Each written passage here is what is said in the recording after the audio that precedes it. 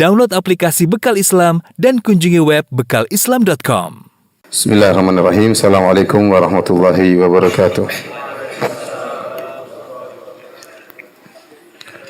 Alhamdulillahi ala ihsanih wa syukru lahu ala taufiqihi wa amtinanih wa asyhadu an la ilaha illallah wahdahu la syarika lahu ta'ziman li sya'nih wa asyhadu anna Muhammadan abduhu wa rasuluhu da'ila ridwanih. Allahumma salli alaihi wa ala alihi wa ashabihi wa ikhwanih. Hadirin dan hadirat yang dirahmati oleh Allah Subhanahu wa taala. Alhamdulillah, puji dan syukur kita panjatkan kepada Allah atas segala limpahan karunia.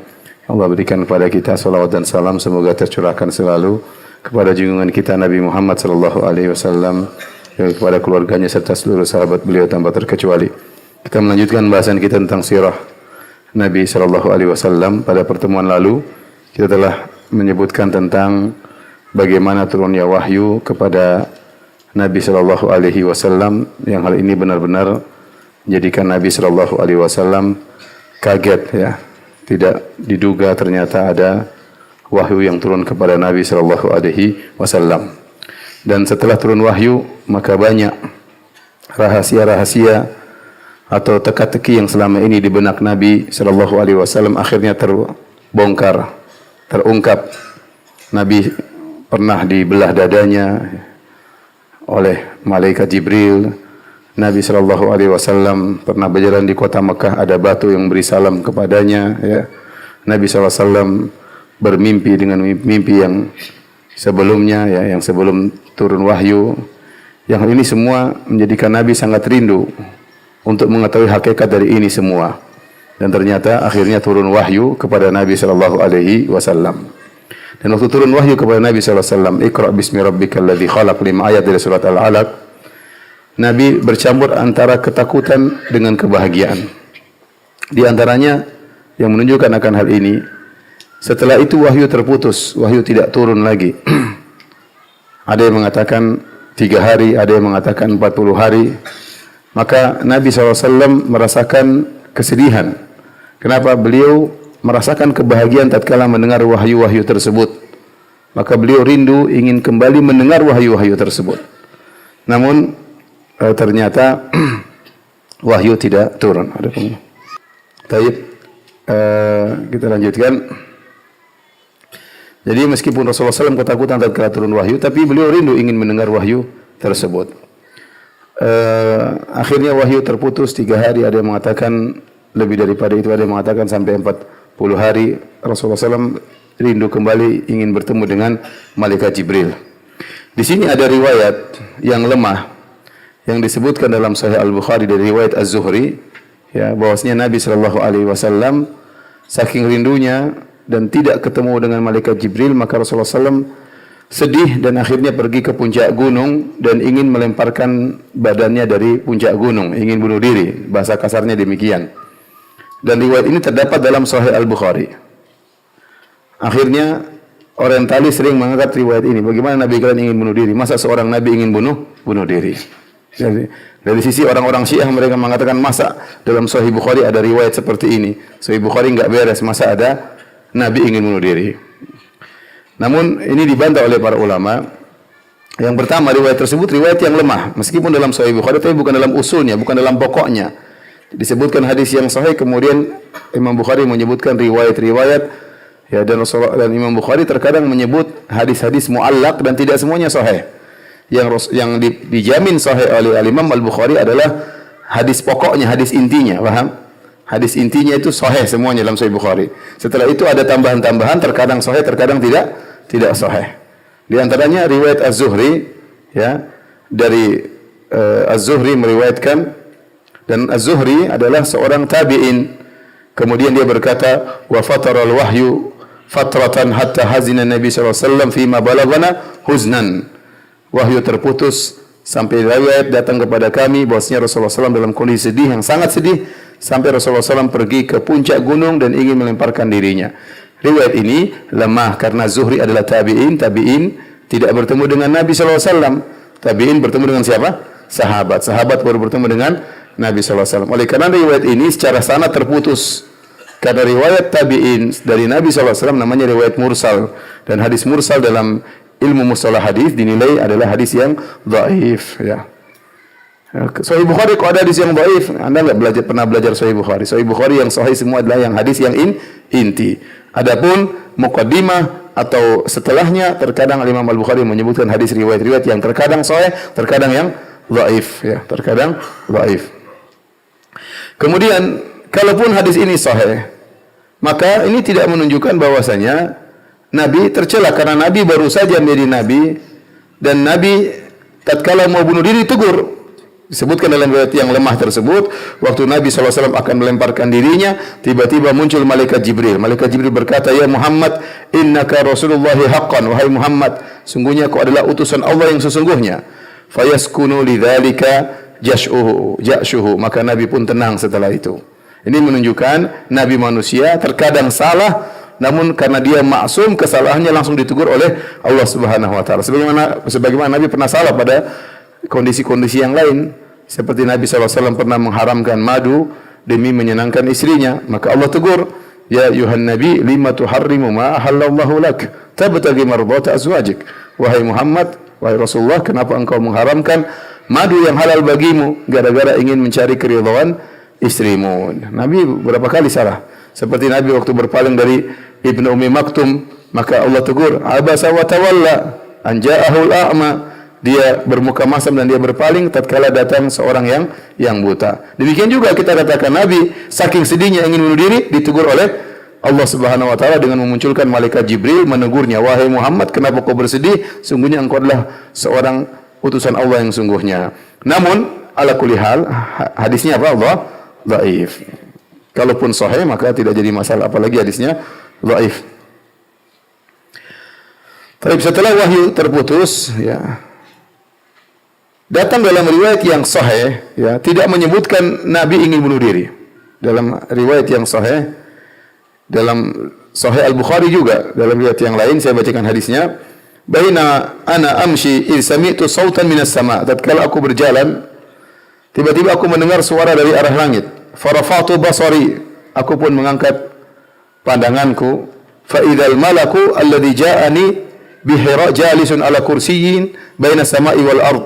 Tiba-tiba aku melihat malaikat yang datang menemuiku di Gua Hira, ternyata duduk di sebuah kursi antara langit dan bumi. Faru'ibtu minhu, aku pun takut tatkala melihatnya. Faraja'tu faqultu zammiluni zammiluni, maka aku pun balik ke rumah Khadijah, ke rumah istriku, aku berkata zammiluni zammiluni, selimuti aku. Nabi gemetaran. Fa anzalallahu ta'ala, maka Allah turunkan ayat berikutnya, ya ayyuhal muddaththir qum fa'anzir. Wahai orang yang berselimut, bangunlah dan berilah peringatan. Sampai firman Allah, warrujza fahjur, ya. Dan kesyirikan maka jauhilah.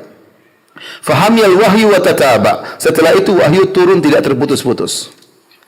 Jadi ternyata dalam hadis yang lain disebutkan wahyu terputus dan tidak disebutkan hadis yang sahih ini Nabi ingin bunuh diri, enggak ada. Yaitu datang dalam riwayat yang lemah. Tapi hadirin dan hadirat yang rahmatillah subhanahu wa ta'ala, ada beberapa faedah yang bisa kita ambil. Di antaranya bahwasanya wahyu kalau turun kepada Nabi SAW bukan berarti harus satu surat secara utuh. Oleh karenanya surat Al-Alaq waktu turun cuma 5 ayat pertama.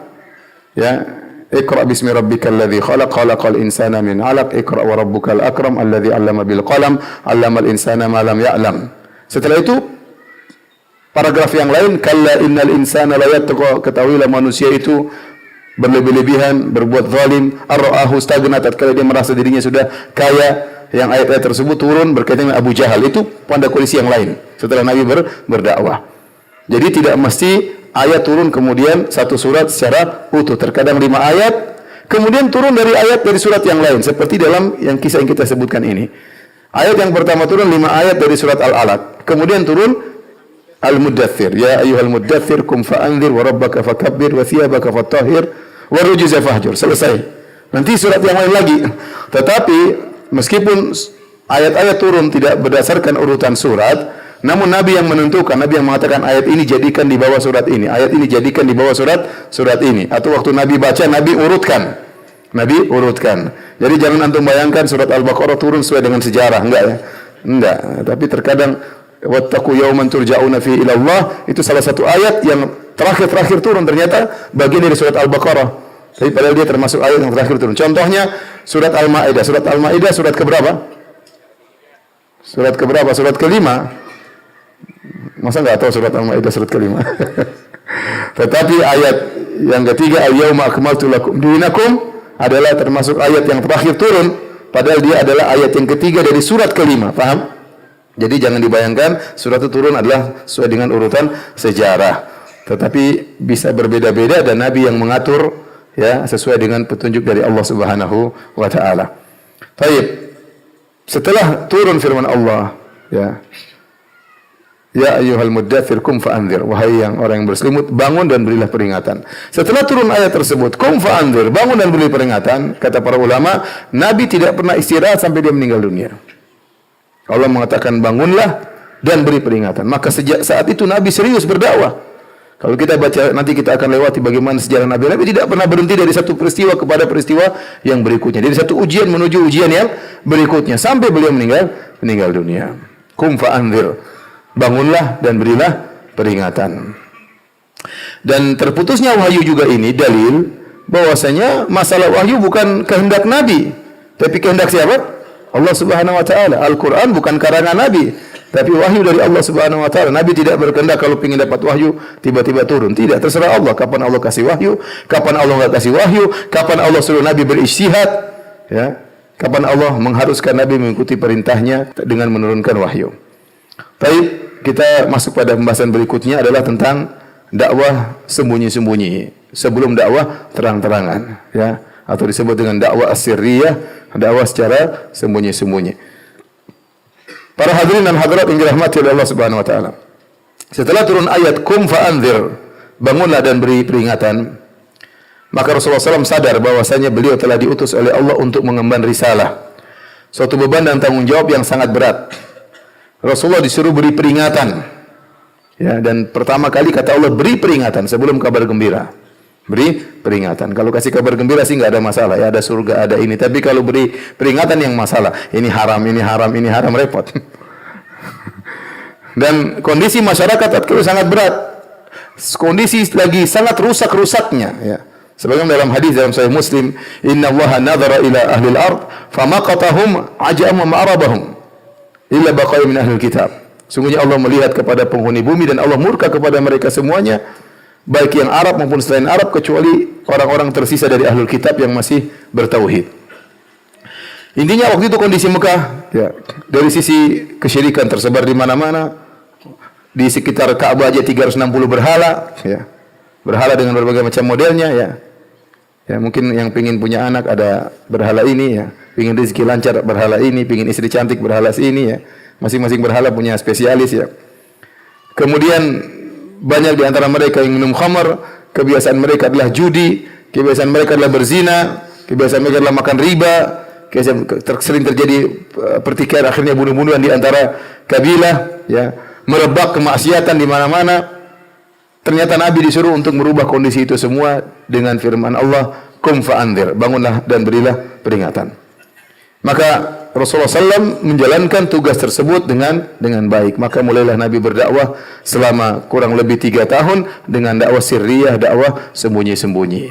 Karena kalau Nabi terang-terangan, secara perhitungan berbahaya. Ya, secara perhitungan berbahaya. Begitu muncul bisa langsung dipadamkan oleh orang-orang kafir Quraisy. Maka Nabi mulai berdakwah dari orang-orang terdekatnya dengan perlahan-lahan, dengan penuh kesabaran. Maka ada orang-orang yang pertama kali masuk Islam, dan orang-orang ini perlu kita ketahui karena jasa mereka sangat besar. Di antara yang pertama kali masuk Islam tentunya Khadijah bintu Khuwailid, istri Nabi sallallahu alaihi wasallam. Dialah manusia pertama kali yang menerima dakwah Nabi sallallahu alaihi wasallam secara mutlak. Ya, dia yang pertama kali karena dia yang menangkan hati Nabi sallallahu alaihi wasallam. Orang kedua yang masuk Islam siapa? Waraqah ibnu Naufal. Karena waktu Nabi datang ke Khadijah, Khadijah bawa Nabi ke mana? Ke Waraqah. Dan Waraqah yang kemudian mengatakan, "Ya laitani kuntu jaz'an id akhrajaka qaumuk.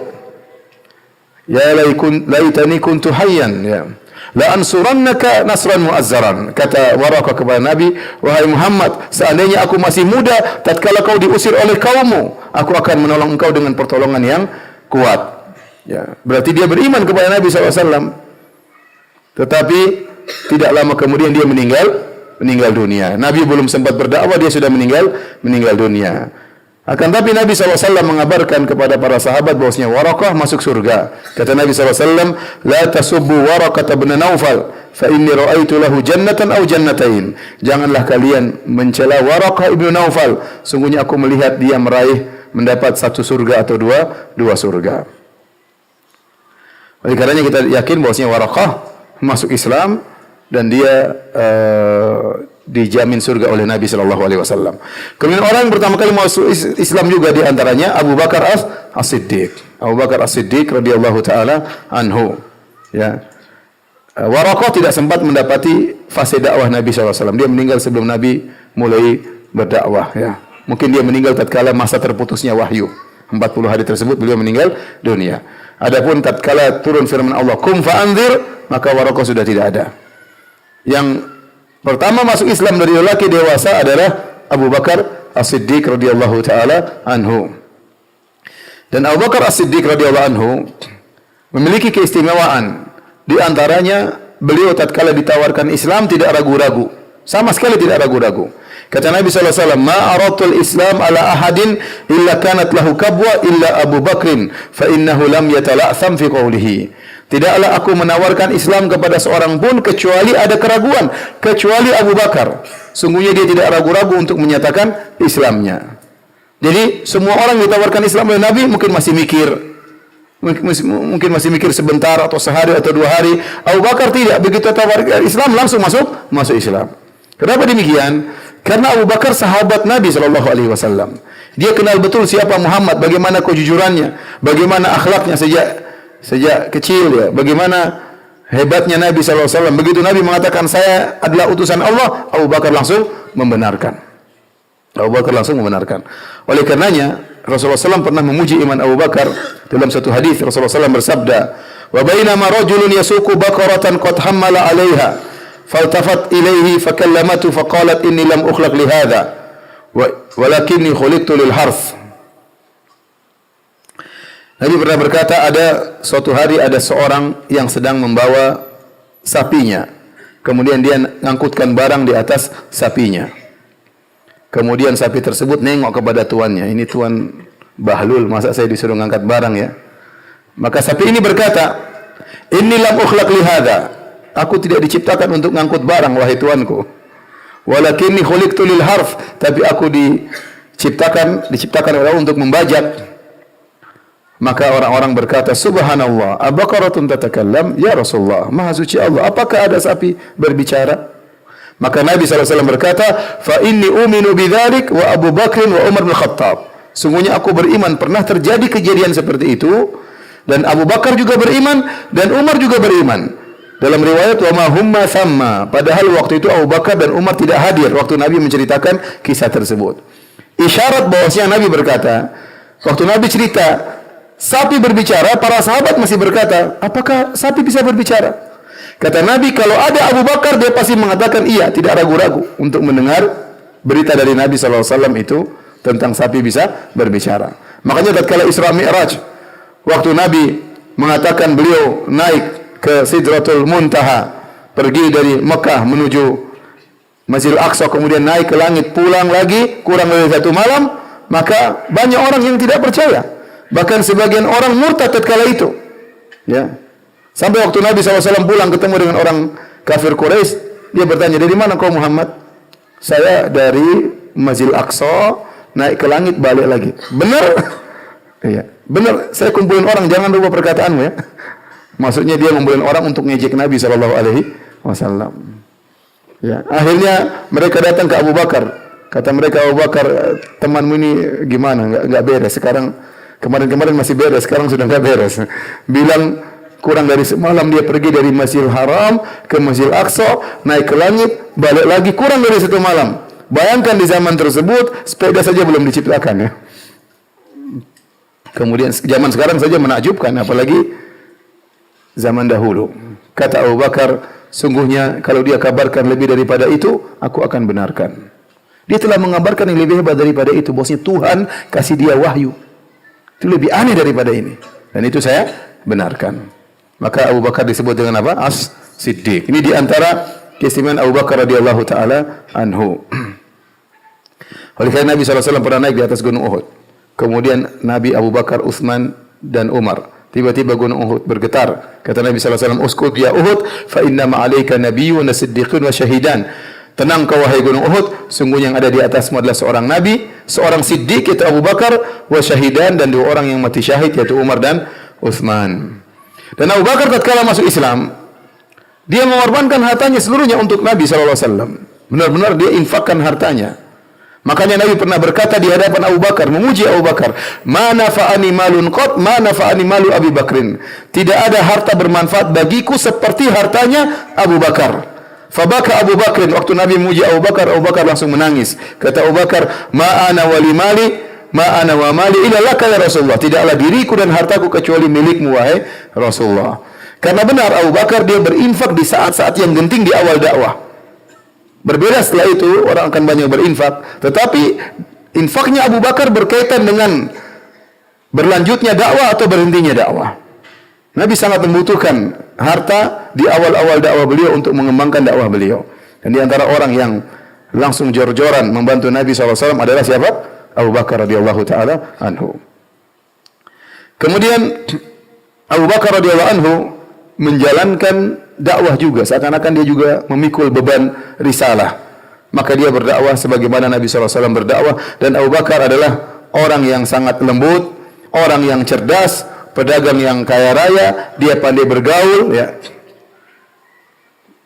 punya banyak pengalaman, ya, mengetahui kondisi-kondisi masyarakat, dia tahu tentang ilmu nasab, sehingga dia pandai bergaul. Dia pandai berbicara. Orang kalau berbicara sama dia enak mendengar pembicaraan Abu Bakar radhiyallahu anhu. Akhirnya karena dakwah Abu Bakar radhiyallahu taala anhu ada 5 orang yang masuk Islam. Yang 5 orang ini semua dijamin masuk surga oleh Nabi sallallahu alaihi wasallam. Ternyata mereka masuk Islam gara-gara Abu Bakar. Siapa 5 orang ini? Yang pertama Utsman bin Affan. Utsman bin Affan radhiyallahu anhu masuk Islam lewat Abu Bakar. Az-Zubair bin Awwam juga masuk Islam gara-gara Abu Bakar radhiyallahu anhu. Abdurrahman bin Auf radhiyallahu anhu juga masuk surga gara-gara dakwah Abu Bakar. Sa'ad bin Abi Waqqas juga masuk surga gara-gara dakwah Abu Bakar. Yang kelima Talha bin Ubaidillah juga masuk surga gara-gara dakwah Abu Bakar radhiyallahu ta'ala. Bayangkan 5 orang ini dijamin masuk surga. Dalam hadis kata Nabi SAW, Abu Bakrin fil jannah, Abu Bakar di surga. Umar fil jannah, Umar di surga. Utsman fil jannah, Utsman di surga. Ali fil jannah, Ali di surga. Talha fil jannah, Talha di surga. Az-Zubair di surga. Abdurrahman bin Auf di surga. Sa'ad di surga. Sa'id di surga. Abu Ubaidah bin Jarrah di surga. 10 orang Nabi sebutkan. 5 di antaranya masuk Islam gara-gara Abu Bakar radhiyallahu ta'ala anhu. Dan biar kita tahu bagaimana agungnya Abu Bakar. 5 orang ini amalannya hebat-hebat seluruhnya. Ya. Abdurrahman bin Auf infaknya kayak apa? Utsman bin Affan infaknya kayak apa? Kata Nabi mengatakan, "Ala astahi mimman yastahi minhul malaika." Kenapa aku tidak malu kepada orang yang malaikat malu kepadanya? Bayangkan, malaikat malu kepada siapa? Utsman. Kenapa? Karena begitu tinggi perangai akhlaknya. Saya malaikat saja malu kepada Utsman. Ya. Penghormatan terhadap Utsman. Ya. Belum Zubair bin Awwam, Sa'ad bin Abi Waqqas. Semua ini, amalan mereka 5 orang ini seluruhnya mengalir kepada siapa? Abu Bakar. Seluruh yang mereka lakukan, infak mereka, salat mereka, jihad mereka, semuanya lari kepada Abu Bakar. Kenapa? Karena mereka Islam gara-gara siapa? Abu Bakar radhiyallahu taala anhu, ya. Oleh karenanya Nabi SAW begitu cinta kepada Abu Bakar dengan cinta yang luar biasa. Nabi pernah bersabda dalam hadisnya, "Zur ghibban tasdad hubban." Hendaknya kalian kalau punya kawan, berziarahlah kepada kawan kalian itu jarang-jarang, jangan tiap hari, ya. Pagi ketemu, sore ketemu, pagi ketemu, sore ketemu. Ini bisa bikin Polda marah, ya. Polisi dapur marah. Maksudnya maitua, maksudnya istri, ya. Ini siapa nih mas? Tamunya siang malam datang terus. Ketawa ketiwi sama dia terus. Kapan ketawa sama saya, ya? Dan memang tidak bagus kalau kita punya kawan tiap hari ketemu, pagi ketemu, malam ketemu, pagi ketemu, malam, tiap hari kunjungan. Tidak bagus juga. Apa yang mau dibahasnya? Mau dibahas, akhirnya pembahasan sudah selesai, membahas kita sudah selesai, mulai membahas kawan, mulai ghibah, mulai namimah, membahas ini, karena tiap hari ketemu, masa diulang-ulang bahasannya, ya. Maka Nabi mengatakan, zur ghibban tasdad hubban. Kunjungilah sesekali, jarang-jarangkan, ya, maka akan menambah cinta lebih mendalam di antara 2 sahabat. Tetapi kata para ulama, kecuali ternyata kecintaan mereka ada urusan dakwah, urusan ibadah, maka tidak mengapa ketemu tiap hari. Di antaranya Nabi tiap hari ketemu Abu Bakar. Nabi tiap hari datang ke rumah Abu Bakar. Kenapa? Karena ada urusan dakwah, ada urusan umat. Maka Nabi sering ketemu dengan Abu Bakar. Adapun kalau buat ngobrol-ngobrol jangan tiap hari ya. Jangan tiap hari ya. Karena bisa bikin siapa marah tadi? Maitua ya. Baik. Saking cintanya Nabi kepada Abu Bakar, Rasulullah SAW pernah berkata, Inna Allah attakhadhani khalilan kama attakhadha Ibrahim khalilan. Law kuntu muttakhidan min ummati khalilan attakhadhu Abu Bakr khalilan. Walakin sahibukum Khalilur Rahman. Sungguhnya Allah telah mengangkat aku sebagai kekasihnya, sebagaimana Allah mengangkat Ibrahim sebagai kekasihnya. Seandainya saya boleh mengangkat manusia menjadi kekasih, saya akan menjadikan Abu Bakar sebagai kekasihku. Namun tidak boleh. Sungguhnya sahabatmu ini, yaitu Muhammad, adalah kekasih Allah Subhanahu wa taala. Ini menunjukkan betapa cintanya Nabi kepada Abu Bakar radhiyallahu taala anhu. Tapi di antara yang masuk Islam di awal-awal Islam adalah Ali bin Abi Thalib radhiyallahu taala anhu. Khilaf di kalangan para ulama, mana lebih dulu masuk Islam, Ali atau Abu Bakar? Ya. Kita bilang khilaf enggak terlalu berpengaruh. Intinya dari orang dewasa yang masuk Islam siapa? Abu Bakar. Dari anak kecil Ali waktu umurnya masih 10 tahun. Yang masuk Islam adalah Ali bin Abi Thalib yang remaja ya. Masing-masing punya pengaruh, tapi beda Abu Bakar. Abu Bakar ini pengaruhnya luar biasa karena dia langsung juga berdakwah. Umur dia 38 tahun dan kala itu. Jadi beda umurnya dengan Nabi cuma 2 tahun. Adapun Ali, dia tinggal di rumah Nabi sallallahu alaihi wasallam. Jadi Ali bin Abi Thalib ini anaknya Abu Thalib. Abu Thalib ini paman Nabi, secara harkat dan martabat, secara kasta sangat tinggi di kalangan kaum musyrikin. Tetapi dia miskin, secara harta dia miskin. Dan dia punya anak laki-laki 3, yaitu Aqil, kemudian Ja'far, kemudian Ali. Ali yang paling kecil. Nabi sallallahu alaihi wasallam setelah menikah dengan Khadijah, mendapat janda yang saudagar kaya raya, maka Nabi ingin membantu pamannya tersebut. Dan Nabi punya paman yang lain, namanya Al-Abbas bin Abdul Muttalib. Al-Abbas bin Abdul Muttalib ini, saudaranya Abu Talib, adalah orang kaya. Maka Nabi dan Al-Abbas datang kepada Abu Talib, menyampaikan, wahai Abu Talib, boleh enggak kami merawat anak-anakmu, membantu meringankan bebannya Abu Talib? Maka Abu Thalib mengatakan, silakan ambil anak-anak aku kecuali Aqil, biarkanlah Aqil bersamaku.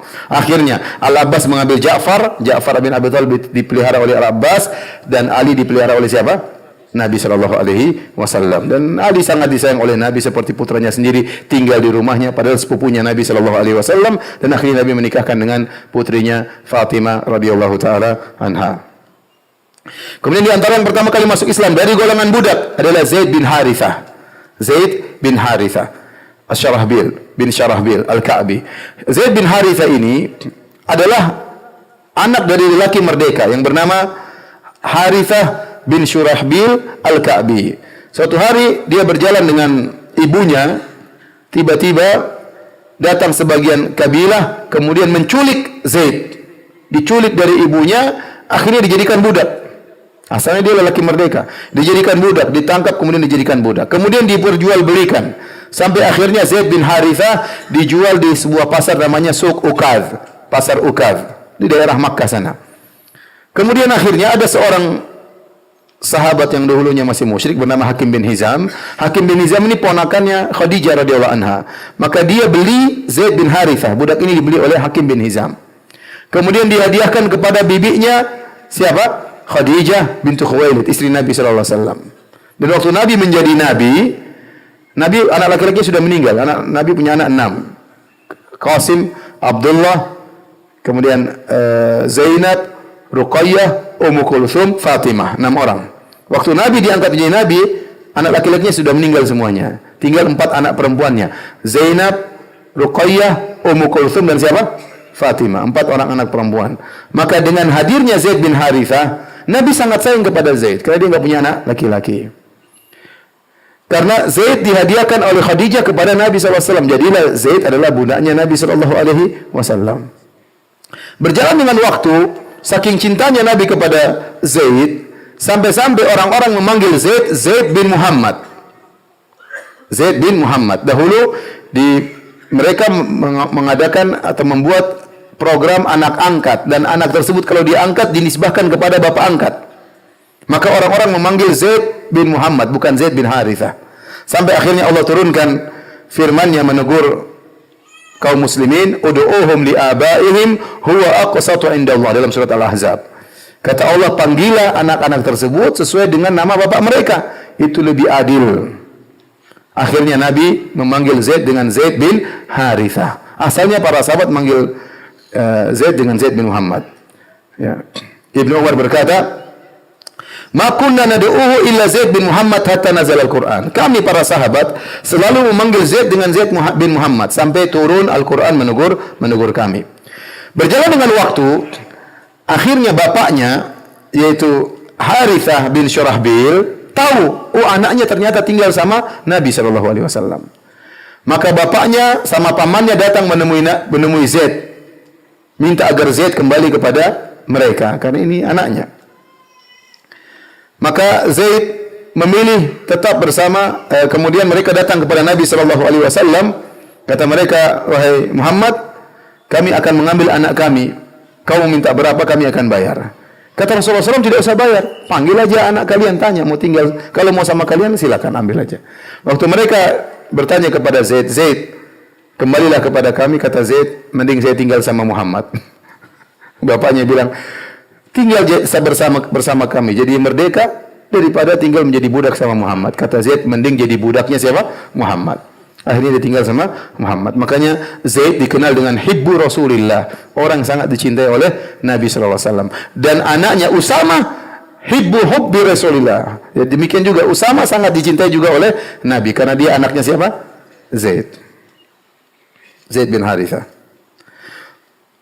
Baik. Kalau kita perhatikan para hadirin dan hadirat yang dirahmati Allah Subhanahu wa taala, ternyata orang-orang yang pertama kali masuk Islam rata-rata anak-anak muda.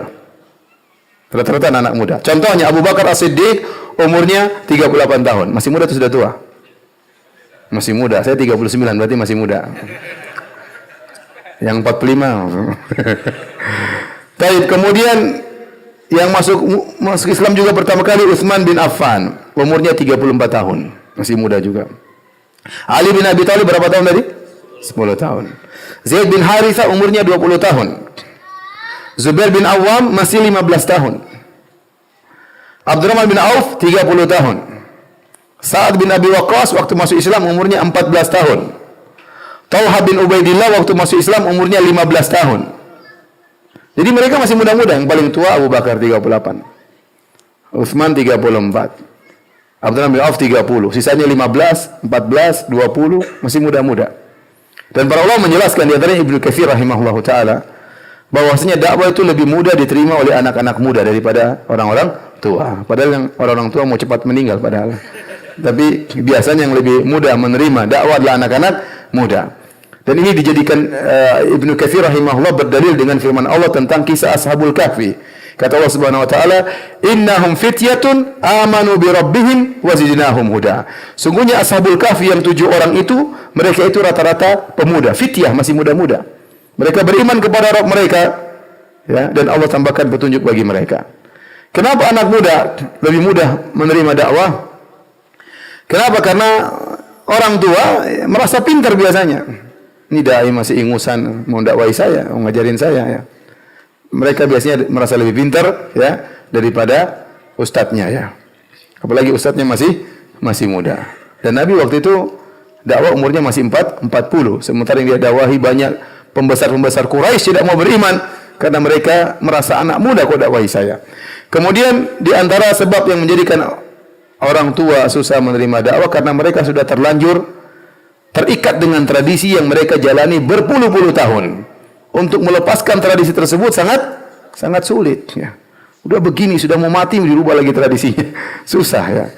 Adapun anak muda tidak. Anak muda itu dinamis, tidak statis. Pengin taunya tinggi, ya.